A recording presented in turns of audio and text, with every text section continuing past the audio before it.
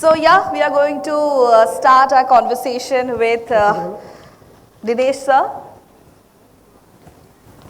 Sir आपने कुछ सीखा है एसमिस में, तो हम उससे शुरुआत करें. की खबर गुवाहाटी.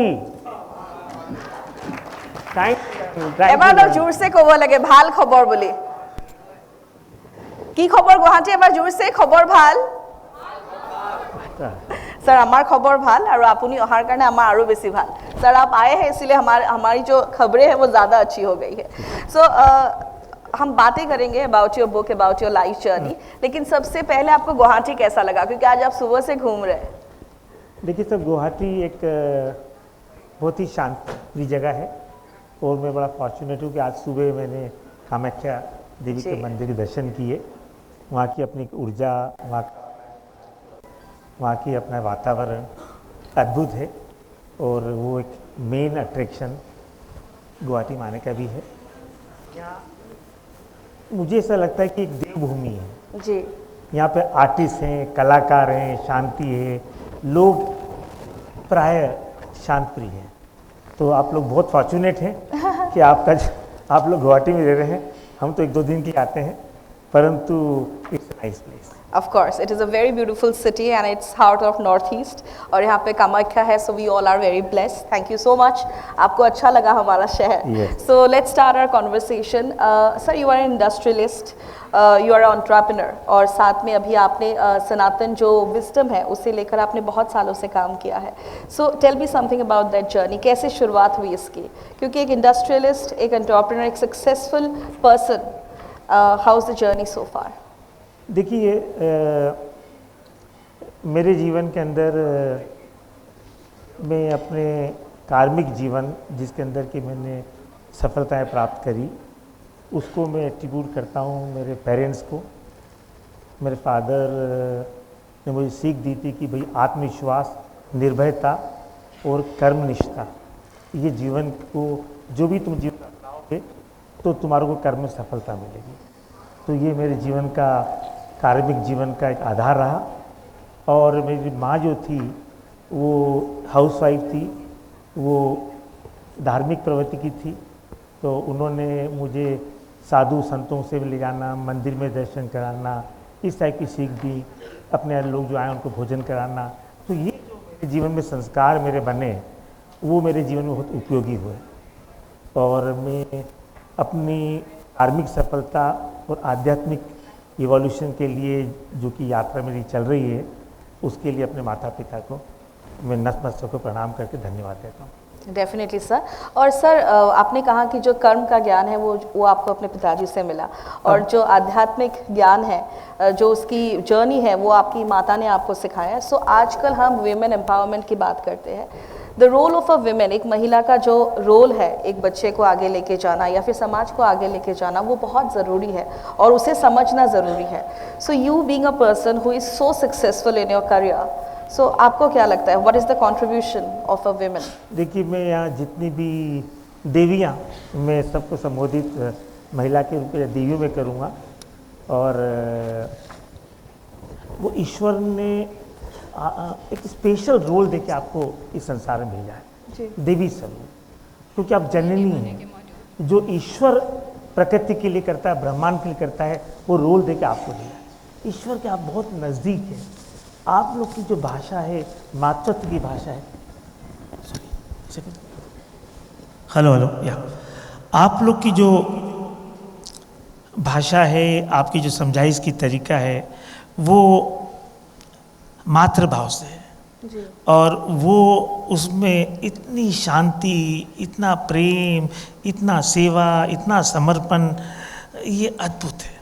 तो I would say all the devis in this hall and all over the universe, you are a blessed favorite of the Almighty. Very true, and that's really very close because you have a language of soul which is feeling. आत्मा की जो प्रदर्शित करने की जो कला है वो भावनाओं से होती है, और आप भावनाओं के सागर हैं. जी. और हमारा जो फाउंडेशन है वो भी वुमेन एम्पावरमेंट को महत्व देता है. चूँकि हमारे फैमिली का व्यापार एग्रीकल्चर से जुड़ा हुआ था, तो जो भी किसान हमारे जीवन में एक महत्वपूर्ण रोल रखते हैं, और उनकी जो महिलाएं हैं, रूरल महिलाएं, उनके लिए हमारी बहुत सारी योजना हैं। हम उनको गोशक्ति अभियान और बहुत सारी योजनाओं में उनके सामानों को शहर में ले जाके बिकवाना, इस टाइप की योजनाओं से हम कोशिश करते हैं कि उनके जीवन के अंदर हम कुछ योगदान कर पाएँ। बिल्कुल बिल्कुल सही कहा, और ये सच भी है। मैं खुद भी पर्सनली से बिलीव करती हूँ कि अगर किसी के अंदर शक्ति है इस दुनिया में किसी को लाने की, तो उनके अंदर कितनी ज़्यादा शक्ति होगी। So she should always understand her power, that what ever power she has she can create a society. और सर ने ये बात अपने बुक्स में काफ़ी खूबसूरत तरीके से लिखा है, and you all should read and the contribution of a mother. So वो हर किसी की जो मदर है उनका कॉन्ट्रीब्यूशन काफ़ी है हर किसी की ज़िंदगी में। तो sir moving on to the next, एक से मैं कहूँगा कि जो जहाँ आपने शक्ति का कहा, तो जैसे हम बोलते हैं कि शिव जो है जी वो आनंद का स्रोत है, देवों के देव महादेव है, और पार्वती जी जो है वो शक्ति की प्रतीक है। तो जो क्रिएशन जो है जीवन में वो महिला देवियों से आता है। यू आर बिहाइंड, इसीलिए लोग कहते भी हैं कि behind every man there is a woman. So इसी प्रकार जो शक्ति है, आप जो प्रेरणा देते हैं अपने कलीग्स को, ये वो एक अद्भुत होती है। You play role of Shakti in the lives of all of us. Definitely definitely. So moving on to the next question, inspiration. तो आपके जीवन के इंस्पिरेशन कौन है अपार्ट फ्रॉम योर पेरेंट्स? आपने कहा कि पिताजी से कर्म का जो ज्ञान, माताजी से स्पिरिचुअलिटी का ज्ञान, लेकिन इसके अलावा who is your inspiration? My inspiration is, मैं कहूँगा कि मेरे पिताजी ने मुझे एक शेर सुना कर दिया था कि भाई दिनेश, तुमको निर्भयता, आत्मविश्वास, और वो हमेशा मुझे सीख दे गए थे कि खुद ही को कर बुलंद इतना, खुद ही को कर बुलंद इतना, हर तकदीर से पहले खुदा खुद बंदे से पूछे कि बता तेरी रजा क्या है। तो ये जो जीवन में मेरे आत्मसात मैंने किया, तो मेरी लाइफ जर्नी के अंदर लोग मैसेंजर के रूप में आए, उन्होंने मुझे सलाह दी, पर मेरा आत्मविश्वास, मेरा संकल्प और मेरी कर्मठता और सनातन मूवमेंट में रहने का कार्य, क्योंकि जब हम सनातन मूवमेंट मीन्स हम प्रेजेंट मोमेंट, प्रेजेंट मोमेंट में हमारी पूर्णता होती है, हम कंप्लीट होते हैं। और कोई भी चीज़ जीवन में यदि आपको प्राप्त करना है तो आप वर्तमान में ही मैनिफेस्ट कर सकते हैं, पास्ट में नहीं कर सकते हैं, फ्यूचर में नहीं कर सकते हैं। तो ये जो ज्ञान था वो मेरे जीवन में उसने मुझे बहुत सीख दी, और उसको अपना के मैं फोकस, कंसंट्रेशन, 100% एफर्ट के साथ कार्य करता हूँ, तो प्राय मुझे सफलता मिली। और मैंने छोटी सी कंपनी से एक बहुत बड़ी कंपनी बनाई। अब छोटे से सनातन से मैं ग्लोबल सनातन लेके जाना चाहता हूँ, क्योंकि मेरे जीवन में जो प्राप्त किया है वो मैं बांटना चाहता हूँ। That's true. That's really true. ऐसा कहीं हम कर रहे हैं, लेकिन कैसे करना है वो हम जानेंगे, है ना सर, आपसे। देखिए, सनातन विजडम जो है, हमारे जो विजडम हमारे जीवन में, एक तो नॉलेज है। आज की तारीख में जो गूगल है, उसको में हमारे जितने भी ऋषि होते हैं, हमारे साधु संत होते हैं, वो हमेशा अपना नाम के सामने आनंद लगा देते हैं। जैसे हमारे गुरु जी का नाम भी प्रज्ञानंद था, आत्मानंद था, ये था, ठीक। तो मैं आज की तारीख में नॉलेज के लिए गूगलानंद बोल देता हूँ। गूगल जो है वो सब आपको इन्फॉर्मेशन देता है, पर उस इन्फॉर्मेशन जब तक एक्सपीरियंस नहीं हो तो विजडम नहीं बन सकता है जी। तो विजडम जो है, हमारे जो 5 ग्रंथ हैं जो मैंने डिस्क्राइब कर रहे हैं, श्रीमद् भागवत, कठोपनिषद, त्रिपुरा रहस्य, भगवत गीता, तो ये सब ग्रंथों में एक ही सार हमको समझाया सनातन विजडम, वो है अहम ब्रह्मास्मि, शिवोहम, सोहम। ये सब उन्हें एक ही बताया कि भाई तुम ही उस सत्ता के अंश हो जो कि इस पूरे ब्रह्मांड को चला रहा है, वो सनातन है। और वही सनातन आपका आत्मदेव है। ये जो आत्मदेव जो अपने आत्मा के रूप में हमारे इस एनर्जी सिस्टम में या शरीर में या टेम्पल में विराजमान है, वो ही आप उस सत्ता के साथ है खाली। और आप जो चाहे जीवन में मैनिफेस्ट कर सकते हैं, क्योंकि उस जिसने इतना बड़ा ब्रह्मांड बनाया, इतने 8 बिलियन पीपुल हैं। देखिए साइंस ने कितनी प्रगति कर ली है, पर सबका डीएनए अलग है, सबका थंबप्रिंट अलग है, सबकी आईज अलग है। आज भी पहचान के लिए साइंस के युग के अंदर लोग थंबप्रिंट ले रहे हैं। बतलाइए वो ये जो क्रिएशन आपका है, हम सब लोग जो क्रिएशन में हैं, वो क्रिएटर कितना पूर्ण है जी। उसने कितना अच्छा ब्रह्मांड बनाया, कितनी अच्छी प्रकृति बनाई है। तो ये जो ज्ञान आपको होगा कि भाई हम उस क्रिएटर से ब्लेस्ड हैं, उस क्रिएटर के अंश हैं, हम वो सब कुछ कर सकते हैं जो जीवन में हम करना चाहते हैं। कल ही प्राय मैंने देखा कि लोग पास्ट और फ्यूचर में रहते हैं,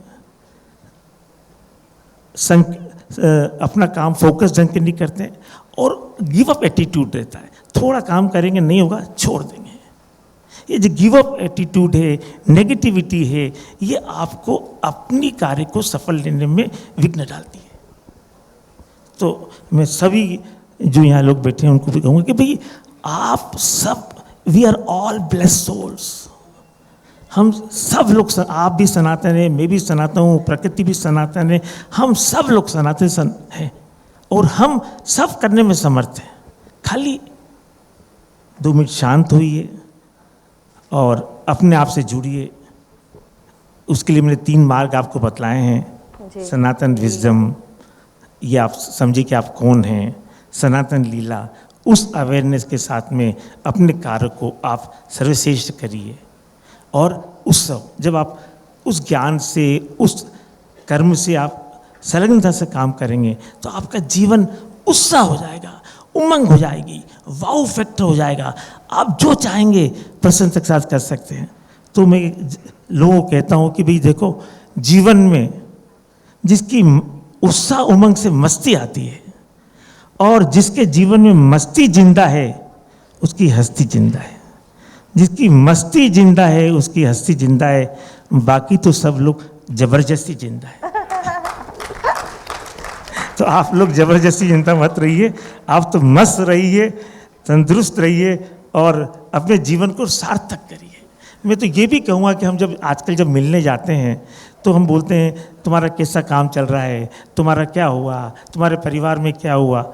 नहीं नहीं, ये सब चीज़ छोड़ दो, इसका आपके जीवन में कोई मायना नहीं है, उनके जीवन में मायना नहीं है। उन मेमोरीज को क्यों रखें जो कि हमको परेशान करें। जी बिल्कुल। हम तो पूछे खुश हो कि नहीं हो, मैं क्या योगदान कर सकता हूँ तुम्हारी खुशी के लिए।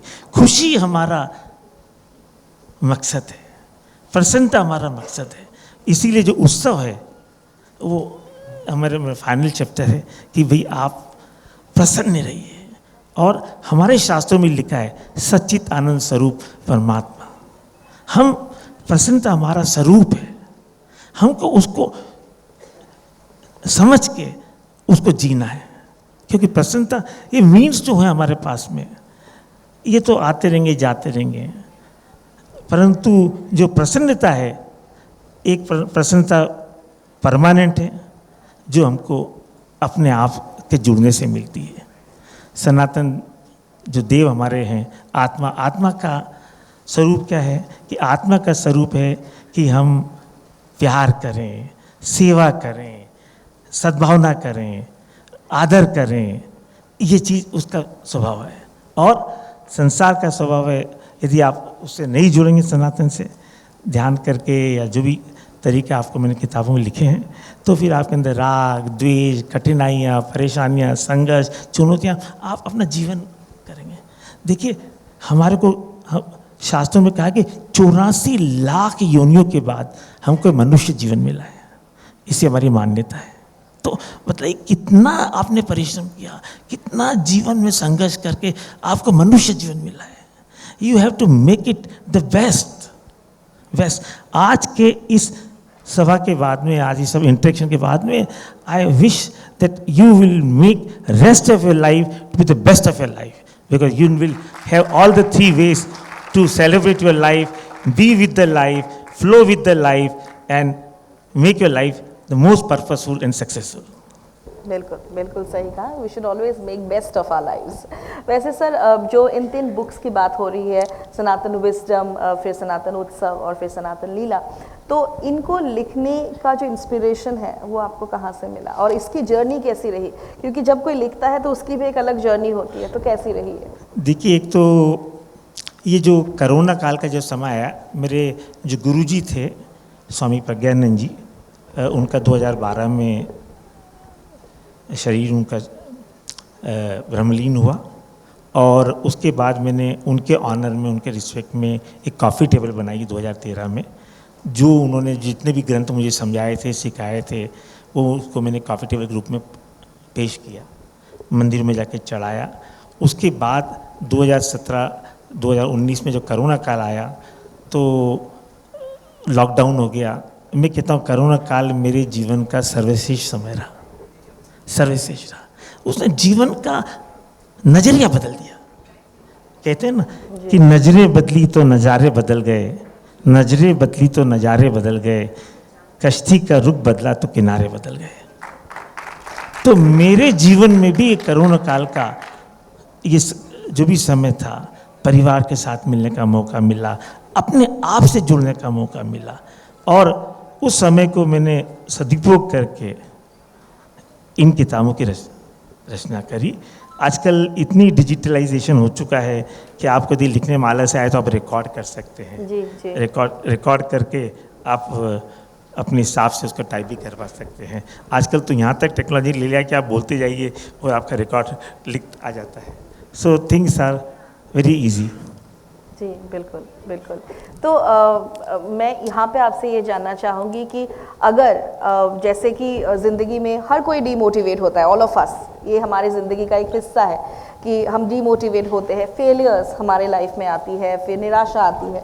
तो सनातन नॉलेज जो है वो हमें किस तरह से सहायता करेगा जब हम किस ऐसे परिस्थिति में हो जहाँ पे हमें नहीं होना चाहिए? देखिए, मैं आपको ये अपना खुद का अनुभव बतलाना चाहता हूँ जी, कि जब भी हमारे पास कठिनाइयाँ आती हैं, परेशानियाँ आती हैं, चुनौतियाँ, संघर्ष आते हैं, तो ये हमेशा नहीं रहेंगी। कोई भी चीज़ जीवन में परमानेंट नहीं है। परमानेंट तो आप स्वयं अपने आत्मदेव जो सनातन है वही परमानेंट है।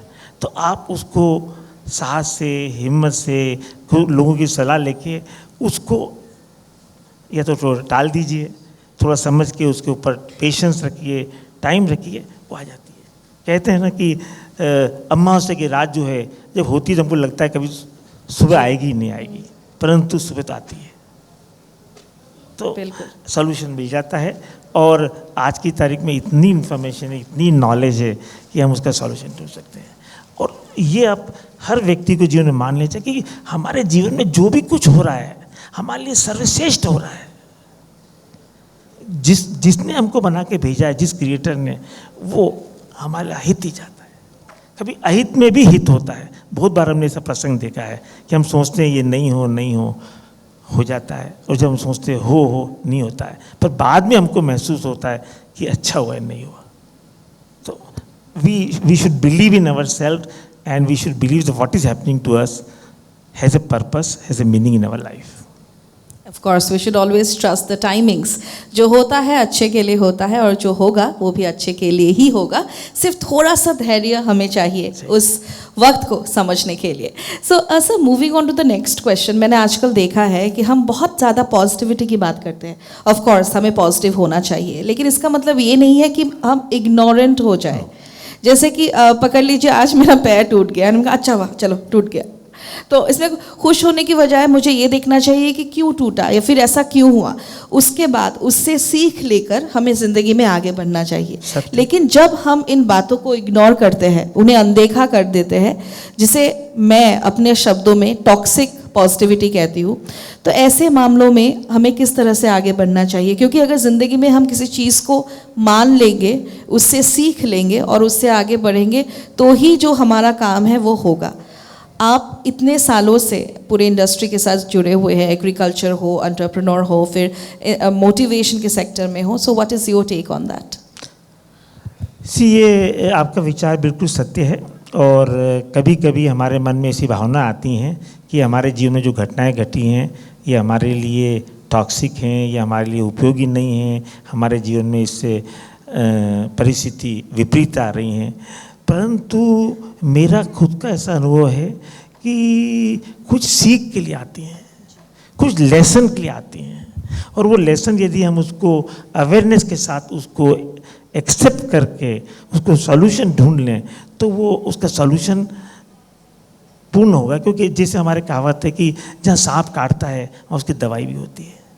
तो जीवन में जो भी विपरीतता हैं उसका एक अपने लिए लेसन है और उसको हमें ज़रूर अवेयरनेस के साथ में उसको डील करना चाहिए, उसको इग्नोर नहीं करना चाहिए, परंतु पॉजिटिव माइंड में रखना चाहिए कि भैया ये जो हुआ है मेरे हित के लिए हुआ है, मैं उसको अवेयरनेस के साथ उसको डील करूं और मैं उसको ओवरटेक कर लूँगा, उसको कर लूँगा।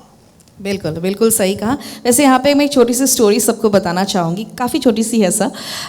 अब भगवान कहे, फिर एनर्जी कहे या फिर यूनिवर्स कहे, जो भी कहे अपने शब्दों में, तो एक इंसान उनके पास गया जिन्होंने इस पूरे ब्रह्मांड का निर्माण किया। उनसे पूछा कि आप तो सब कुछ बना सकते हैं, आप तो भगवान हैं, आप तो सब कुछ बना सकते हैं, लेकिन आपने इंसान को कोई मैजिक ही नहीं दिया, कोई ऐसी बात ही नहीं दी जो इंसान खुद कर सके। तो जो यूनिवर्सल शक्ति थी, भगवान थे या जो भी थे आपके शब्दों में, तो उन्होंने कहा कि एक लंबी सांस लो। तो उस इंसान ने एक बहुत लंबी सांस ली, फिर बोला कि सांस को छोड़ दो। उसने सांस को छोड़ दिया, फिर से लंबी सांस ली। तो भगवान ने कहा कि जब तक ये सांसें हैं तब तक तुम्हारे अंदर एक मैजिक है, तुम कुछ भी कर सकते हो अपने विल पावर के साथ। सो मुझसे ज़्यादा शक्ति तो तुम्हारे अंदर है, क्योंकि तुम सारे एक साथ मिल जाओ तो मुझे भी धरती पे बुला सकते हो। तो इससे बड़ी ताकत और क्या हो सकती है। तो सारी ताकत मैंने तुम्हारे अंदर डाल दी है, सिर्फ वक्त में तुम्हें उसे सही वक्त पे इस्तेमाल करना है, अपने अंदर झांकना है और ज़िंदगी में आगे बढ़ना है। मैंने तुम्हें दुनिया में भेजा है खुश रहने के लिए, तो खुश रहने के लिए जो मेहनत करनी चाहिए वो तुम्हें करनी चाहिए, तो बस उससे ज़िंदगी आसान हो जाएगी। बिल्कुल ठीक है। मैं ये कहूँगा कि इस दिवाली के समय पे मेरे बच्चे मेरे पास आए और उन्होंने बोला कि आप इतने पूजा करते हैं, हवन करते हैं, 4 बजे उठते हैं, इतना आध्यात्मिक जीवन बिताते हैं, हमें मतलब आपके जीवन में आपको क्या मिरेकल हुआ जी? Can you demonstrate, can you show it to us what has really happened to you? मैं सोच में पड़ा, मैंने कभी प्रश्न तो सुन के थोड़ा गंभीर लग रहा है। फिर मैंने उनको कहा देखो भाई, मेरे जीवन में सबसे बड़ा मिरेकल जो हुआ है ये मेरा जीवन, ये जो जीवन है यही मेरे लिए मिरेकल है। और अब उस माता पिता के आशीर्वाद, सबके आशीर्वाद से मुझे मालूम पड़ा है कि जीवन का मकसद क्या है, और उस जीवन के मकसद को मैं अब पर्पसफुल प्रसन्नता के साथ जी रहा हूँ। और जो प्रसन्नता मेरे जीवन में आई है और जो मैं शांत महसूस करता हूँ, तो वो मैं सबको बांटूँ। तो किताब का निर्माण हुआ। मैंने कभी सोचा नहीं था कि मैं किताब इस टाइप की लिखूंगा, कभी इम्पॉसिबल। मैंने सोचा था कि मैं लेखक भी बनूंगा। कॉफ़ी टेबल बुक तो मैंने सम्मान के लिए अपने गुरुजी स्वामी जी के लिए लिखी थी, क्योंकि उनने इतने सारे प्रवचन दिए थे, मैंने संग्रह कर रखा था। पर वे लीला उत्सव हुआ, ये अद्भुत मेरे जीवन में मिरेकल हुआ है। बिल्कुल बिल्कुल। और आप लोग प्लीज़ इन बुक्स को पढ़िएगा, दे आर मैजिकल। सो मैं बस इतना कहूँगी, ज़्यादा कुछ नहीं कहूँगी, ज़्यादा कहने से सस्पेंस चला जाता है। बिल्कुल ठीक है। वैसे सर, सस्टेनेबिलिटी, अब हम बात कर रहे हैं सस्टेनेबिलिटी की, कैसे हम नेचर के साथ, प्रकृति के साथ मिलकर चले, क्योंकि प्रकृति है तो ही प्रगति है। और ये वाला डायलॉग मैंने रिसेंटली एक मूवी देखी है भेड़िया, उससे लिया है, आप लोग को बता दूं, और आप लोग को देखना भी चाहिए। ये पिक्चर काफ़ी खूबसूरत है, मदर नेचर कितना ज़रूरी है इस मूवी में बहुत खूबसूरत तरीके से दिखाया है। तो सर, सस्टेनेबिलिटी एंड स्पिरिचुअलिटी जो हैंड इन हैंड एक साथ जाना है, तभी जाके मानव जीवन और साथ में जो प्रकृति है उसका जो कंट्रीब्यूशन है वो हमें पूरा मिलेगा। तो इसके बारे में आपका क्या कहना है? देखिए, सस्टेनेबिलिटी, ये जो प्रकृति है ये हमारी रचना है, ईश्वर ने हमारे लिए बनाई है। The nature has been created by the almighty for our use, for our celebration, for us. अब हमें इसका पूर्ण ध्यान रखना चाहिए, जिसमें पशु हो, पक्षी हो, झाड़ हो, वृक्ष हो, हमारे सनातन धर्म में हम वृक्षों की पूजा करते हैं, पीपल की पूजा करते हैं, तुलसी के करते हैं, बिलपत्र झाड़ की करते हैं, ये हम जानवर की पूजा करते हैं, गाय की पूजा करते हैं। तो हमारे वो भाव से हम हमारे सनातन पद्धति में इस चीज़ का वर्णन है और इस चीज़ को जीते हम लोग। परंतु ये जो सस्टेनेबिलिटी है कि हमको इंक्लूसिवनेस से हमको इस नेचर की पूरी रक्षा करना चाहिए, हम उसका दुरुपयोग नहीं करें। अभी हम देखिए, आज हम ग्लोबल वार्मिंग, कोरोना देखिए कितना बड़ा उपहार मिला हमको, सस्टेनेबिलिटी का ही है, कितना वर्ल्ड में नुकसान हुआ। तो my message to all of you who are there कि भाई हमको प्रकृति का कोई भी ऐसे कार्य नहीं करना चाहिए जिससे प्रदूषित हो। पहले हम टाइम में हम लोग टेप वाटर पिया करते थे, अब बॉटल वाटर पीते हैं। अब ये निर्णय निकला कि ये बॉटल जो हैं ये भी पॉल्यूशन करती है। तो हमारा कंज्यूमरिज्म से हमने अपने आप को बिल्कुल दिशाहीन बना दिया है, अपनी रिक्वायरमेंट इतनी बढ़ा ली हमने, उसके कारण हम प्रकृति का दुरुपयोग कर रहे हैं। ये तो सस्टेनेबिलिटी बारे में मेरी जो फाउंडेशन है, दिनेश आरा फाउंडेशन, इसको 13 साल हो गए, 2012 में बनी थी। उसका एक ही मकसद है कि हम नेचर के लिए, तो मेरी बर्थडे में ग्रीन गोल्ड डे करके मैं प्लांट लगाता हूँ। कल भी मैं परसों जा रहा हूँ वर्ल्ड एनवायरमेंटल डे के लिए, वहाँ पे मैं 10,000 प्लांट शिलांग में बच्चों के साथ लगाऊंगा। और मैं अभी तक 8 से 9 लाख वृक्ष लगा चुका हूँ। और वाटर, पानी प्रदूषित कैसे हो, water will be the biggest समस्या in another times to come, वो कैसे हम प्रिजर्व करें, कैसे वाटर हार्वेस्टिंग करें, उसके प्रति सजगता, इस टाइप से जो भी नेचर को योगदान हम कर सकते हैं हमें करना चाहिए। और जहाँ तक स्पिरिचुअलिटी का सवाल है, आध्यात्मिकता जो है, ये जो हमारे सनातन आत्मदेव हैं उनका स्वरूप है, उस भाव से ही हम अपने आप को जोड़ सकते हैं। आध्यात्मिकता से हम कोई भी ले लें, हम ध्यान कर लें, कोई रिचुअल्स कर लें, कोई प्रेयर कर लें, कोई जो भी हमारा टाइप के हिसाब से हम अपने आप को अपने से जोड़ सकें, तो आप आध्यात्मिक हुए। और उसका प्रसाद क्या होगा आपके जीवन में? शांति, प्रेम, सेवा भाव, इस टाइप का प्रसाद मिलेगा जो कि आपको परमानेंट हैप्पीनेस देगा, परमानेंट आपको खुशी देगा। और संसार में यदि आप उलझे रहेंगे, संसार का सदुपयोग करिए, संसार को खूब जिए, परंतु इस अवेयरनेस के साथ करिए कि भाई हम उसका दुरुपयोग नहीं करें। जी बिल्कुल, करेक्ट। और उस सनातन अवेयरनेस के साथ हमारा जीवन प्रसन्न रहे। बिल्कुल बिल्कुल बिल्कुल सही कहा। वैसे सर कहते हैं कि भगवान को बुलाने से भगवान आते हैं, भगवान से मदद मांगने से ही भगवान मदद करेंगे, वैसे नहीं करेंगे। तो मेहनत, भगवान ने हमेशा ये कहा है कि अगर मेहनत करोगे तो मुझ तक पहुंच जाओगे कैसे भी करके। तो कल हम बात कर रहे थे आपकी जो जर्नी है, सर की जो जर्नी है, कैसे सर ने सोयाबीन की जो एक फैक्ट्री है उसे इस्टेब्लिश किया, किस तरह से उन्होंने मेहनत की, क्या वक्त था वो, it was really inspiring. So sir मैं चाहती हूँ कि आप सबके साथ, स्पेशली द यंगस्टर्स जो फिलहाल मोबाइल फ़ोन में ज़्यादा बिजी है, तो वो भी इन बातों को थोड़ा सा सुने, तो it is definitely going to inspire them in life. So मैं जानना चाहूँगी आपसे। तो मैं यंगस्टर्स एंड यूथ को एक कहूँगा कि जैसे हमारे बड़े बुजुर्ग लोग बोलते हैं कि फास्टिंग करना चाहिए, आजकल इंटरमिटेंट फास्टिंग का ज़माना आ रहा है, 16 घंटे तक मत खाइए, आपका स्वास्थ्य ठीक रहेगा। तो मैं कहूँगा कि यूथ एंड यंगस्टर्स को कि आप भी एक वीक में फास्टिंग करिए। कैसे? एक वीक में व्हाट्सअप नहीं देखेंगे, एक दिन लिंक्डइन नहीं देखेंगे, एक दिन ट्विटर नहीं देखेंगे, इस टाइप की अवेयरनेस रखिए, तो आप पाएंगे कि आपके जीवन में आपका समय जो है आपसे जुड़ने का मौका मिलेगा। और जब आप अपने आप से जुड़ेंगे तो आप बीइंग में रहेंगे। क्योंकि मैंने भी अपने जीवन के अंदर वेस्टर्न वर्ल्ड से मैं से प्रभावित होकर खूब करना है, खूब पाना है, खूब करना है, खूब पाना है, ठीक है, वो 99 ही था, कहीं पूर्णता नहीं मिली। मुझे एक किसी ने कहा था कि एक अमेरिका का एक बहुत बड़ा रईस आदमी था, उसके बैंक अकाउंट में डायरेक्ट इनडायरेक्ट $24 बिलियन की नेटवर्थ उसके पास थी।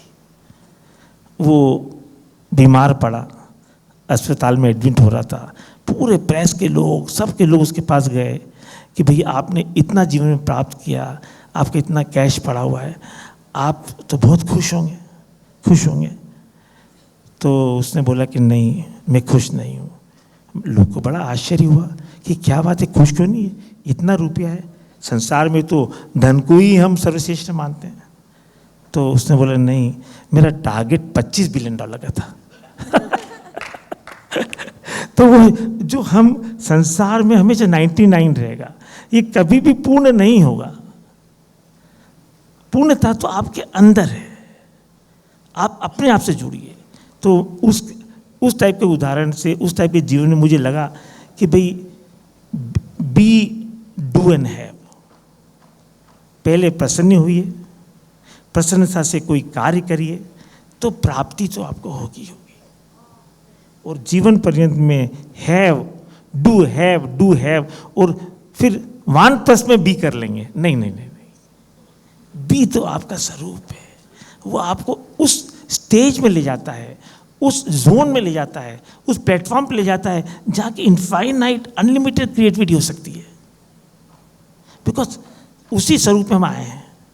तो if you want to be successful in your life, if you want to do anything, आप अपने आप से पहले प्रसन्नता बढ़ाइए।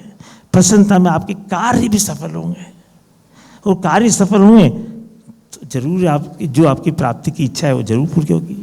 आपका जीवन खुद के लिए और सबके लिए प्रसन्न होगा।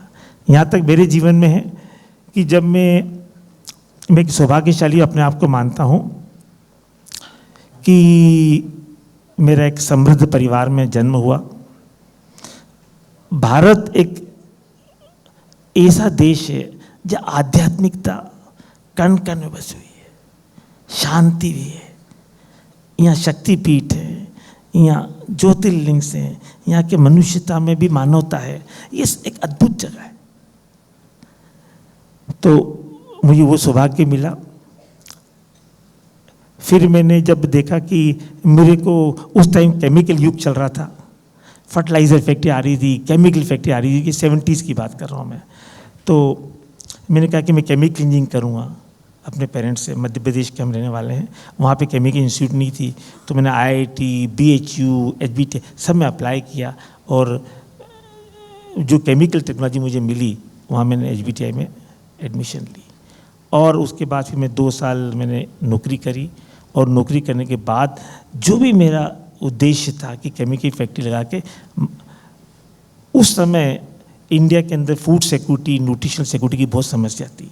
बलगर वीट आता था, सोया का लाल गेहूँ जिसको बोलते थे वो आता था। तो मैंने कहा नहीं, ये चीज़ नहीं चलेगी। एग्रीकल्चर हमारा फादर का बिजनेस था।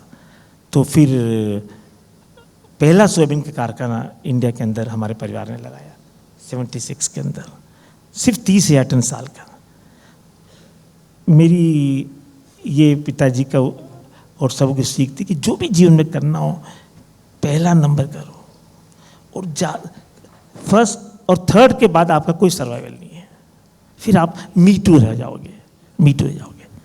तो उस लक्ष्य से मैंने जीवन के अंदर वो जो 30,000 टन का कारखाना था, हमारे परिवार के सब लोग भी साथ में जुड़े हुए थे, हम लोग की जॉइंट फैमिली थी, तो 14 लाख टन के 18 कारखाने लगाए। और फिर वो उससे प्रोटीन की कमी भारत में, तेल की कमी भारत के अंदर हुई। फिर जब वर्ल्ड इंडिया के अंदर 89-90 के अंदर फाइनेंशियल क्राइसिस आई, मनमोहन सिंह को फॉरेन जाके गोल्ड लेके जाना पड़ा कि भाई ठीक है। उस समय ये मैसेज सब एंटरप्रेन्योर को मिला था कि भाई देखो, अब ग्लोबलाइजेशन ही रूट है जिसमें भारत की तरक्की होगी। तो फिर जब उसके पहले सब हायर ड्यूटीज़ होती थी, छोटा सा व्यापार होता था, सोच बहुत छोटी होती थी, तो उसके बाद फिर हमने पहला कारखाना भारत के अंदर पहले हम 100 टन का कारखाना पर डे का लगाते थे रिफाइनरी, हमने 1000 टन की लगाई। और उस यात्रा को 94-95 से लेके 2007 तक एशिया की लार्जेस्ट रिफाइनरी 8 रिफाइनरी लगाई। तो और वो सब खाली सोच कि भाई हमको सर्वश्रेष्ठ करना है, ईश्वर हमारी मदद करेगा और हमारे द्वारा लोगों की मदद हो। तो ये सब आत्मविश्वास एक मैं कहूँगा कि एक अच्छे लीडर की एक ही पहचान है कि उसका निर्भयता, आत्मविश्वास और आत्मनिरीक्षण। हर चीज़ जो हम करें उसको एनालाइज करें, क्यों कर रहे हैं, कैसे कर रहे हैं, क्या होगा क्या नहीं होगा, प्रकृति का क्या होगा, परिवार का क्या होगा, समाज का क्या होगा, इन सब का विश्लेषण कर यदि कोई कार्य करेंगे तो कार्य में सफलता मिलनी है। बिल्कुल बिल्कुल, दैट्स अ लीडरशिप क्वालिटी जो हर किसी के अंदर होना चाहिए, and it is definitely going to move forward in life. So sir, before we wind up, हम इसके बाद जो मैं सर से सवाल पूछूंगी उसके बाद पब्लिक से भी मैं कुछ सवाल पूछूंगी जो आप लोग डायरेक्टली सर से पूछ पाएंगे। So be ready with your question.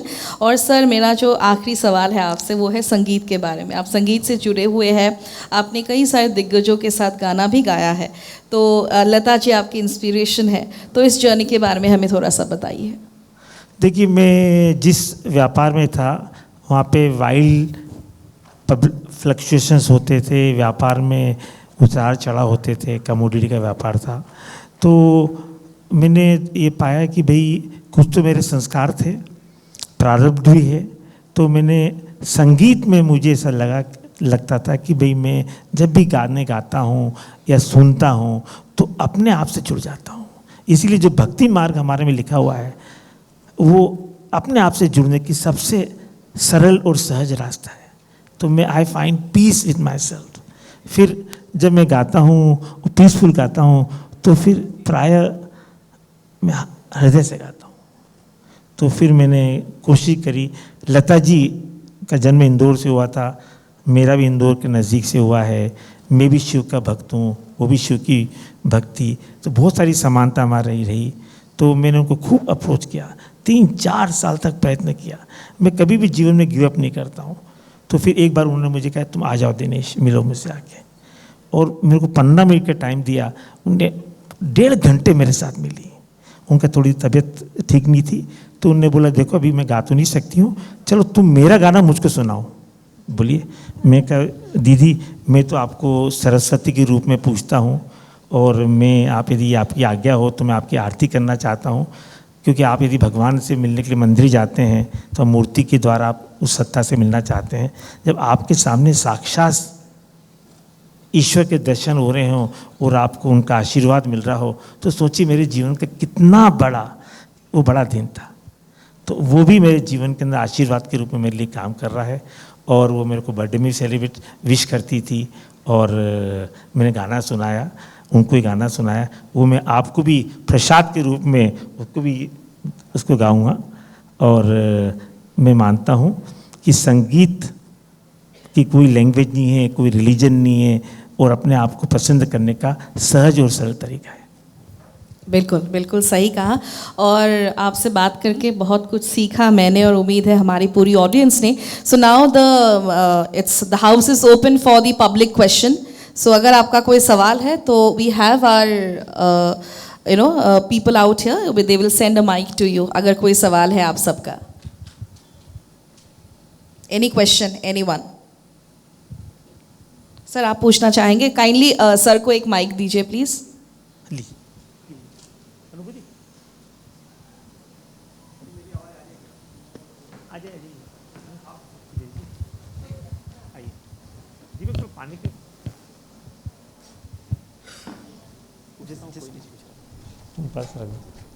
नमस्ते। आपको गुवाहाटी कैसे, मतलब आप गुवाहाटी कैसे पहुँचे?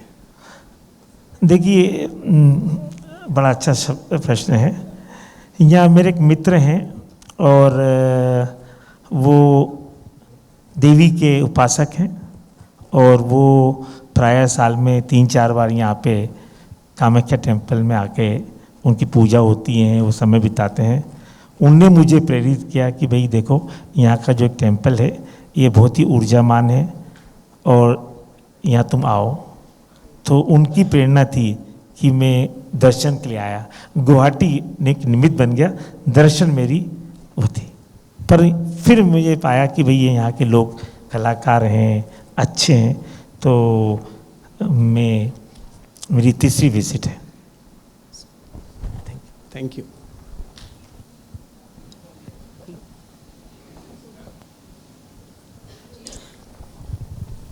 Thank you. सॉरी सर, नमस्कार sir. I am Zakir Hussain Sarkar. आपका संस्था का कोई हमारा गुवाहाटी में कोई शाखा है क्या? हम उससे जुड़ सकते हैं क्या सर?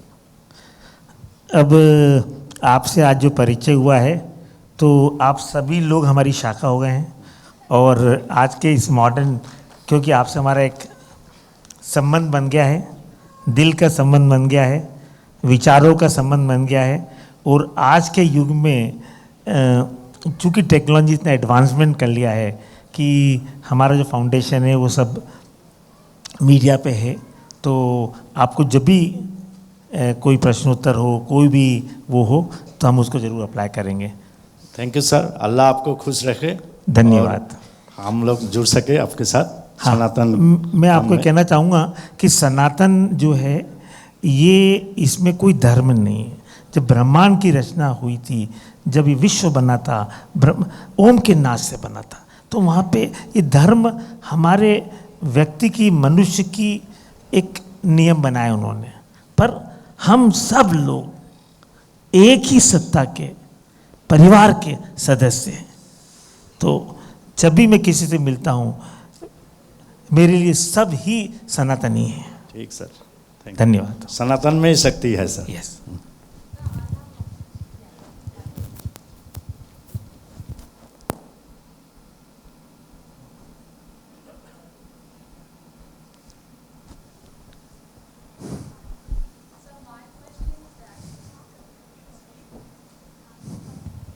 आवाज आ रही है? आवाज आ रही है? या प्लीज, नाउ आ रही है। Sir, what is your suggestion or your message to the young generation?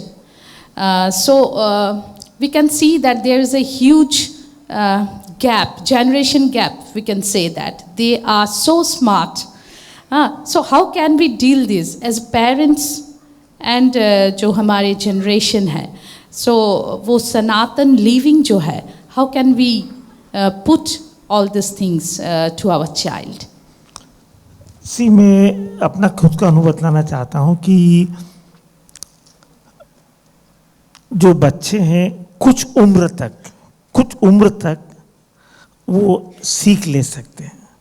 Best सीख तो हम अपने चिल्ड्रन को जब दे सकते हैं कि जब हम जो बोलें वो जीवन में अपनाएं। मेरे गुरुजी मुझे कहते थे कि देखो भाई, जब जो तुम कर रहे हो वो बच्चे देख रहे हैं। तुम कुछ करोगे कुछ और बोलोगे कुछ, कोई मानेगा नहीं। तो first lesson the parents should have is allow whatever you want your kids to be, younger generation needs to be, you must demonstrate yourself. दूसरा, उनकी समझ आज के युग में, आज के छोटे छोटे बच्चे इतने फास्ट एक्ट करते हैं कि हम देखते रह जाते हैं उनको। सोशल मीडिया के अंदर कोई भी चीज़ इमीडिएटली कंप्यूटर फट से टाइप कर लेते हैं। तो वो भी एक उम्र के बाद में they are quite capable of doing the best for themselves. हमको उनको अलाउ करना चाहिए कि वो जीवन जिए। जब उनको लगता है कठिनाई संघर्ष आ जाए, हमको सलाह दे दें, कभी सीख लगे तो उनको बतला दें। और जहाँ तक सनातन लिविंग का है, सनातन लिविंग के अंदर इतना सारा ज्ञान भरा हुआ है, आपको तीनों किताब में सब चैप्टर से मिलेगा, जिसमें छोटे छोटे नुस्खे हैं, छोटे छोटे हमारे संतों के अनुभव हैं। वो कभी भी कोई समस्या आए तो रेडी रखने की तरह उसको देख लो कि भाई इसका क्या सॉल्यूशन है, इसका क्या सॉल्यूशन है। तो हमको सहज और सरल तरीके से हम अपने जीवन को व्यतीत कर पाएंगे। बाकी our young generation is much smarter than all of us. They will perform the best for themselves and for all of us also. I am so proud of them.